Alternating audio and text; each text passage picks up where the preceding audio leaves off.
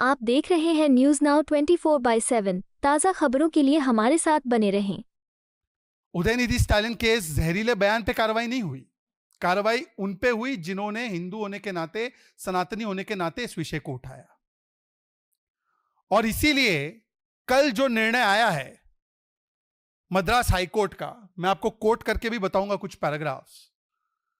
Essentially Madras high court ने उस FIR को क्वॉश कर दिया है और क्वॉश करते समय कहा है कि डीएमके की सरकार उदयनिधि स्टालिन ये हिंदू विरोधी है, इनकी पूरी लेगेसी हिंदू विरोधी है, उनके स्टेटमेंट हेट स्पीच में आते हैं और अमित मालविया जी के खिलाफ जो कार्रवाई है वो abuse of process of law है।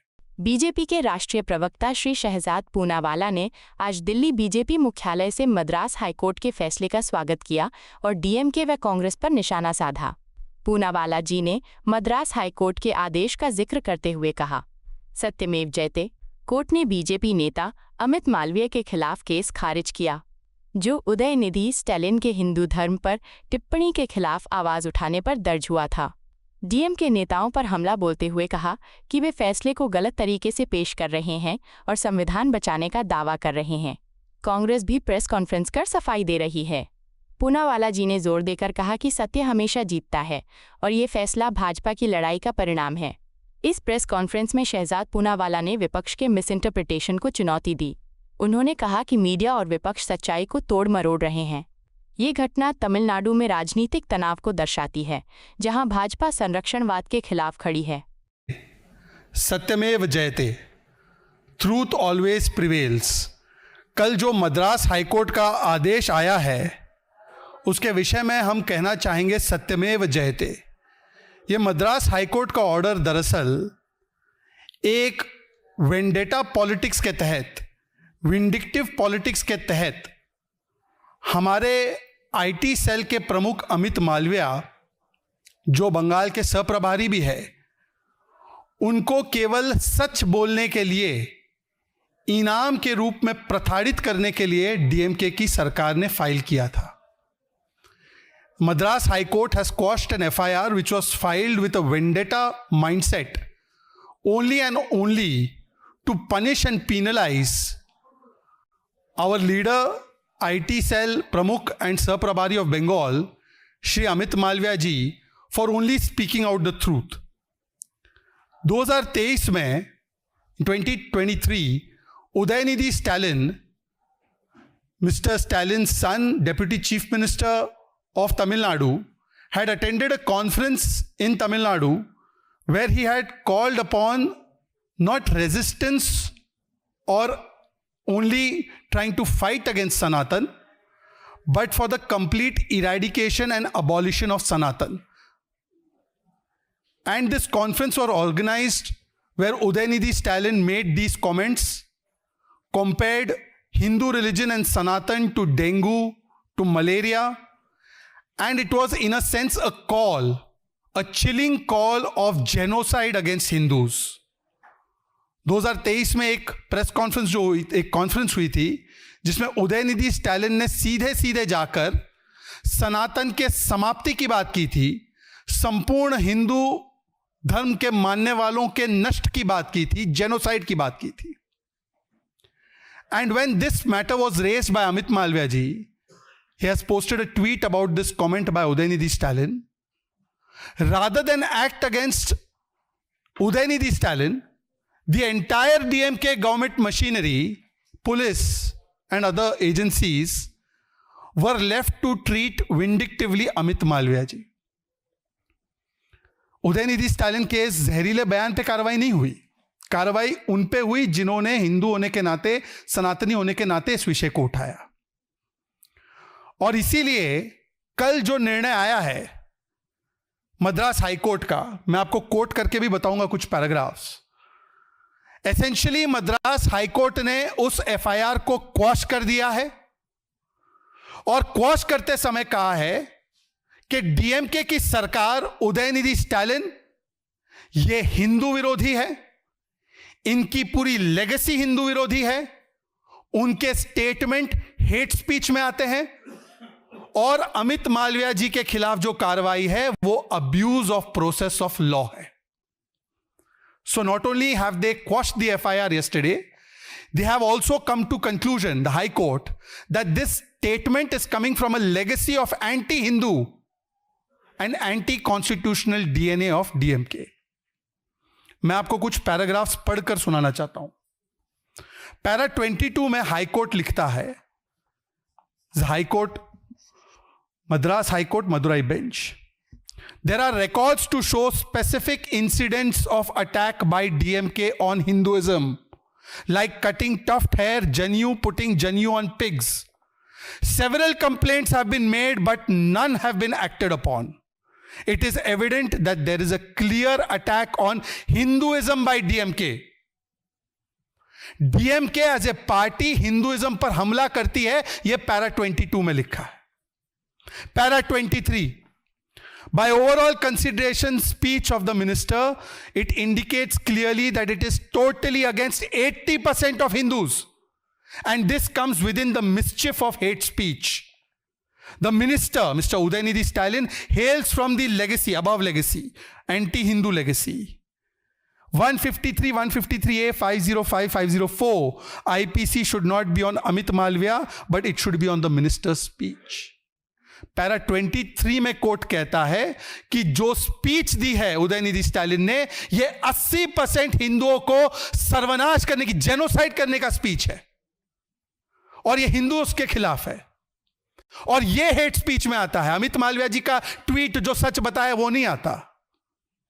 और उदयनिधि स्टालिन उस लेगेसी से आते हैं जहां पर हिंदू को दो गाली तो मिलेगी वोट बैंक की ताली. Para 24, court with pain records the prevailing situation that a person initiating the hate speech, matlab Udayanidhi Stalin, is set free, and person reacting to the hate speech, Amit Malviya, faces the wrath of law. No case has been filed against the minister for hate speech in the state. मतलब जिन्होंने hate speech दिया उनको तो छोड़ दिया गया, और जिन्होंने बताया ये हेट स्पीच है उनके ऊपर पूरी सरकार टूट पड़ी. Para 26, counter filed by Tamil Nadu police in the present case has political color, and this has been filed by the IO. Officials should be apolitical, but they are taking sides with political party, which is reprimandable. Para 26 में लिखा गया है कि जिस प्रकार से तमिलनाडु की police ने पक्षपात करते हुए, जिसने हेट स्पीच किया उसको छोड़ दिया, और जो हेट स्पीच बता रहा है कि हेट स्पीच है उनके खिलाफ पॉलिटिकल कलर से कार्रवाई करते हैं, और यह कोर्ट कहता है रेप्रिमांडेबल है. And para 27, final paragraph, court is of the considered opinion that continuation of the present case against petitioner Amit Malviya is an abuse of process of law. The court is inclined to quash the FIR quashed. मतलब कि अगर यह case जारी रहता है तो अमित मालविया की प्रताड़ना स्टेट एजेंसीज के द्वारा की जाएगी. यह ऐसा होगा जो संविधान विरोधी होगा, जो लॉ विरोधी होगा, इसलिए केस को क्वाश किया जाता है. तो इसका मतलब साफ है कि डीएमके एंटी हिंदू तो है ही, डीएमके एंटी संविधान भी है. ये जुबान पर संविधान पर फैलाते हैं नफरत ये भाईजान, और करते हैं हिंदू का अपमान. यही बन चुकी है डीएमके की पहचान. और ये कोई एकलौता ऐसा बयान है, मैं सुबह से देख रहा था, I was watching since morning. DMK leaders are saying that it is a misinterpretation. We are misinterpreting, media is misinterpreting, even Supreme Court is misinterpreting. DMK leaders should know that on 4th of March 2024, the Honorable Supreme Court has slammed Udayanidhi Stalin for the same comment. And I quote, Supreme Court says, you have abused your rights under Article 19(1)(a). You are not a layman, you are a minister. You should know the consequences of your speech. उधर भी hate speech कहा गया था उदयनिधि स्टालिन के बयान को supreme court के द्वारा. इसी स्पीच पर सुप्रीम कोर्ट को इंटरप्रिटेशन नहीं करना आ रहा है, हाई कोर्ट को इंटरप्रिटेशन करना नहीं आ रहा है, हिंदुओं को इंटरप्रिटेशन करना नहीं आ रहा है, केवल डीएमके को इंटरप्रिटेशन करना आ रहा है. और डीएमके का तो चरित्र बन चुका है. It has become the DNA of DMK. Just few days ago इसी मंच से हमारे तमिलनाडु के प्रभारी श्री पीयूष गोयल जी ने एक बहुत ही महत्वपूर्ण विषय उठाया था, और वो भी कोर्ट के आदेश के आधार पे था।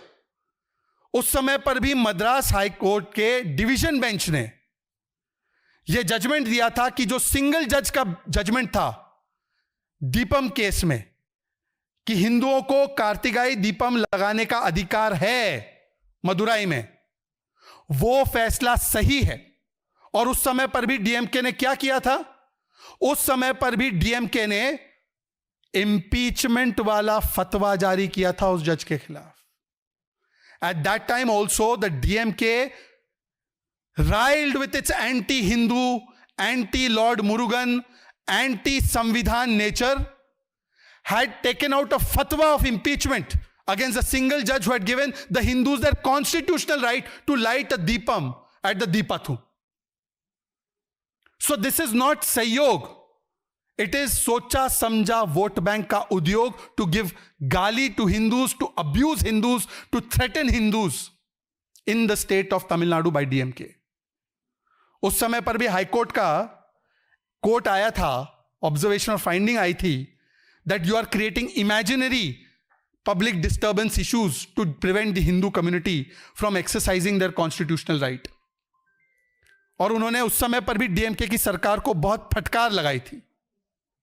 और अगर आप पूरा चरित्र देखेंगे डीएमके का, तो इनके एक नेता A Raja on record, Hindu religion is a menace to India and the world. अब ये जो डिस्टिंक्शन ड्रॉ कर रहे हैं कुछ लोग डीएमके के, कि it's been said about Sanatan means this, it's not been said about the Hindus. तो ये ए राजा का बयान, I am quoting, Hindu religion is menace to India and the world. A Raja, we are enemies of Prabhu Shri Ram. DMK leader tells cadres don't wear Hindu symbols. ऐसा बयान किसी और faith के बारे में तो नहीं दिया जाता डीएमके के द्वारा। और कौन सी अलायंस का हिस्सा है डीएमके, वो भी तो देखिए ना। वहां पे तो कंपटीशन है कि कौन हिंदुओं को ज्यादा थ्रेटन कर सकता है, कौन हिंदुओं को ज्यादा गाली दे सकता है, कौन हिंदुओं का ज्यादा अपमान कर सकता है। भाई डीएमके की सबसे best friend BFF Congress party, और कांग्रेस पार्टी बोलती है प्रभु श्री राम का अस्तित्व नहीं।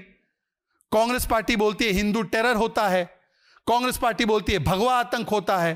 कांग्रेस पार्टी बोलती है सनातन डिजीज है, प्रियंक खड़गे जी ने बोला है। तो ये तो कांग्रेस पार्टी का चरित्र, जो राम मंदिर प्राण प्रतिष्ठा को भी नाच गाना बोलते हैं, राम मंदिर को भी लटकाते अटकाते भटकाते हैं उसके निर्माण को। फिर उनकी दूसरी बीएफएफ समाजवादी पार्टी, जो कहती है मठाधीश इज इक्वल टू माफिया, जो कहती है रामचरितमानस को जला दो, जो कहती है कि वह हिंदू राम मंदिर जो है वो बेकार है और हिंदुओं पर गोलियां चलाती है और उसका अभिमान उसको महसूस होता है। ये तो इनके साथी है। इनकी तीसरी बीएफएफ टीएमसी बोलती है प्रभु श्री राम मुस्लिम थे, जय श्री राम बोलोगे तो जेल में जाओगे। अभी जागो मां किसी सिंगर ने गाया तो उसको पीट दिया टीएमसी के कार्यकर्ताओं ने। तो डीएमके की संगति भी तो देखिए, ये पूरा अलायंस हिंदू विरोधी alliance. This entire INDI alliance, it has two facets, anti Hindu and anti samvidhan. Yet they go around saying कि ये संविधान के रक्षक है, ये संविधान बचाओ वाले हैं। तो आज मेरा 3 सवाल है इस पूरे इकोसिस्टम से। सवाल नंबर 1, question number 1 for the Congress DMK ecosystem, what happened to free speech, संविधान बचाओ, in case of mister Amit Malviya? You have filed a fake case only to harass, and you are using agencies of the state, whoever is your political rival, and then you are saying संविधान हम बचा रहे हैं। Question number 2, that Congress party which is doing press conferences and saying that we are biggest champions of Hinduism, we are Janyudhari Hindu, we wear Janyu on the coat and then we show we are Hindu. That Congress party, why is it so silent when DMK government has protected a person who said that Hindus should be exterminated? When will Mr. Rahul Gandhi, the champion of all these rights and speeches which are hate speech, when will Mr. Rahul Gandhi demand that now Udayanidhi Stalin should be sacked and a case should be filed against him in Tamil Nadu? Do you have any answer, Mr. Rahul Gandhi? Do you have any answer, Congress party? Do you have any answer? जो पूरा ये ecosystem है, और जो Islamophobia के नाम पे एक पूरी मंडली खड़ी हो जाती है, देखो ये इस्लामोफोबिया है, ये देखो मुस्लिम्स के साथ क्या किया जा रहा है। ठीक है, आपके बड़े लेजिटिमेट कंसर्न्स है, तो ये लेजिटिमेट कंसर्न नहीं है हिंदू फोबिक बयान देना, हिंदू आस्था पर चोट करना, 80% हिंदू का जेनोसाइड हो जाए, एक्सटर्मिनेट हो जाए, इरेडिकेट हो जाए, ये कौन सी स्पीच है? पूरा इकोसिस्टम खामोश है। Entire ecosystem has gone into silent mode, airplane mode, signal ही नहीं मिल रहा इनका। कुल मिलाकर आज जिस प्रकार से डीएमके सरकार पर यह लथाड़ लगाई है हाईकोर्ट ने, उदयनिधि स्टालिन को अपने पद पर बने रहने का कोई औचित्य नहीं बचता। Mister Udhayanidhi Stalin should immediately be removed and a case should be filed against him for what has been called as hate speech against 80% of the population of this country, the Hindu community. And this is also partly being done, these statements, because DMK is running the most corrupt government in the history of India. अगर पूरे इतिहास को देखा जाएगा सबसे corrupt government अगर कोई है तो तमिलनाडु की डीएमके गवर्नमेंट है।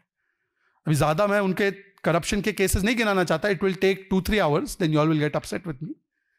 बट डीएमके का भी बस लास्ट येस्टरडे का बताता हूं। कैश फॉर जॉब स्कैम किया 880 करोड़ का, ब्राइब फॉर कॉन्ट्रैक्ट स्कैम किया 1000 करोड़ का, और वही मंत्री उनका एक नया स्कैम सामने आया, डॉसियर सबमिट हो चुका है ईडी के द्वारा पुलिस को, वहां पर bribes for transfer scam 365 crore का, मतलब ट्रांसफर पोस्टिंग लेने में भी स्कैम किया गया है। तो because there is a failing law and order situation, because there is complete corruption in the system, to now distract from these issues, such kind of statements are issued against the Hindu community, and it is done to appease a particular vote bank, and it is done in the manner which is most anti-Samvidhan, but yet India Alliance is remaining mute and is a mute spectator. आपको यह video पसंद आया हो तो इसे like करें, हमारे channel को सब्सक्राइब करें।